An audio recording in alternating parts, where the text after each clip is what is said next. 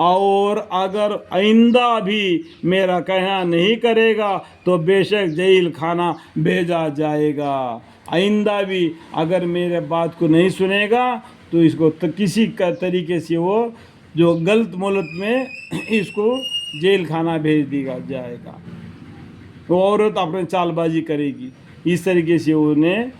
اپنی گواہی دے دی اور بے عزت بھی ہوگی۔ اللہم اغفر لی، اللہم اغفر۔ یوسف علیہ السلام نے دعا کی اللہ تعالیٰ سے، اے میرے رب، جس کام کی طرف یہ عورتیں مجھ کو بلا رہی ہے اس سے تو جیل میں جانا ہی مجھ کو زیادہ پسند ہے۔ ایسا غلطی گناہ کرنے سے، دیکھو یہ عورتیں مجھے پالا پوشا پرورش کریا، یہ اپنا مطلب حاصل کرنا چاہتی تھی۔ یہ عورتوں نے مجھے ایک مرتبہ دیکھ لیا تو اس سے ان کے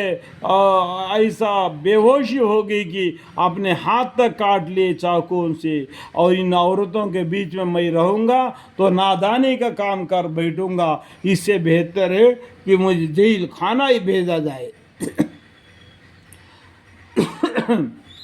اس طریقے سے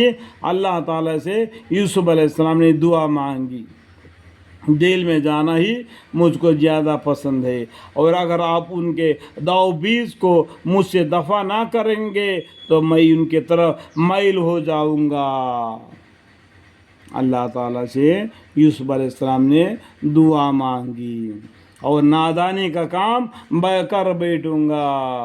ایسا غلط کر بیٹھوں گا۔ اللہم اغفر لی، اللہم اغفر۔ جو ان کی دعا ان کے رب نے قبول کی اور ان عورتوں کے دو بیچ کو ان سے دور رکھا، بے شک وہ بڑا سننے والا خوب جاننے والا ہے۔ یوسف علیہ السلام کو دعا کو اللہ تعالیٰ نے سن لیا، کسی بہانے سے جو عورتوں نے جو چلاکی کی اس کے وجہ سے ان کو کیا کیا، ایک جیل خانے میں بھیج دیا گیا تاکہ وہ غلط کام کرنے سے بچ جائے۔ پھر مختلف نشانیاں دیکھنے کے بعد ان لوگوں کو یہی مصلحت معلوم ہوا کہ ان کو ایک وقت قید میں رکھے، ایک وقت جیل خانہ میں رکھے،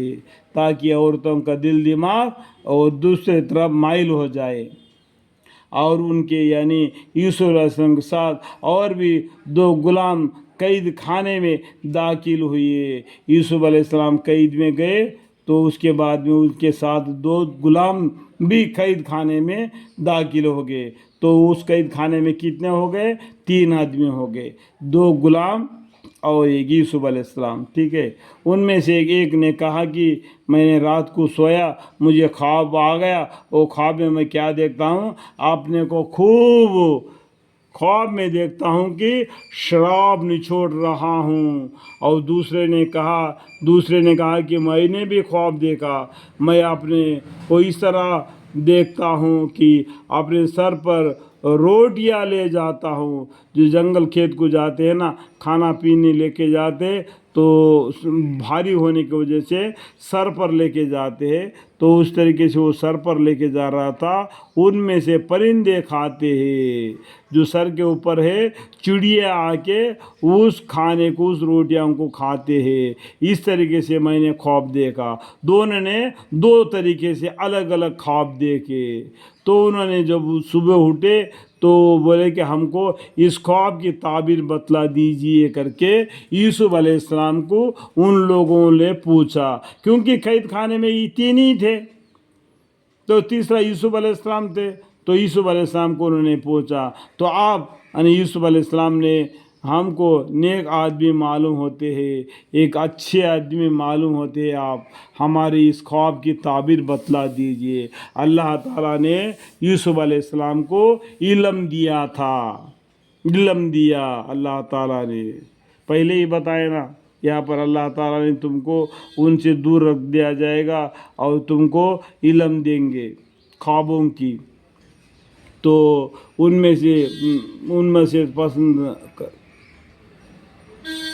یوسف علیہ السلام نے فرمایا کہ جو کھانا تمہارے پاس آتا ہے، جو کہ تم کو کھانے کو لیے ملتا ہے، میں اس کو آنے سے پہلے اس کی حقیقت تم کو بتلا دیا کرتا ہوں۔ تمہارا کھانا ابھی دوپہر کو آتا ہے نا،